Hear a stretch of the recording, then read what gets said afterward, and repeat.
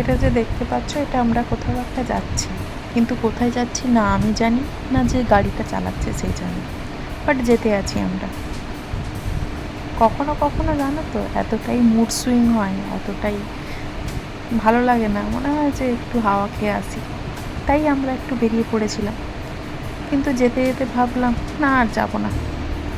তারপর কিছুটা যাবার পর হঠাৎ আমরা ব্যাক করে চলে এলাম, কোথায় যাই তারপরে চলে এলাম আমাদের কাঁথিতে স্টেশনে।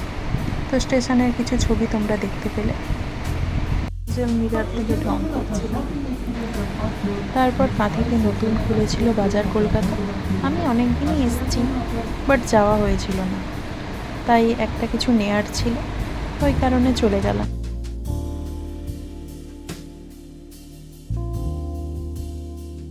তোমরা যদি এখনও কেউ না গিয়ে থাকো তাহলে অবশ্যই চলে যাও। এটা হলো সেকেন্ড শোরুম কাঁথিতে যেটা হয়েছে বাজার কলকাতা। তো অ্যাফোর্ডেবল প্রাইসে আমার ঠিকঠাকই লেগেছে, আর কালেকশানগুলো বেশ ভালোই ছিল।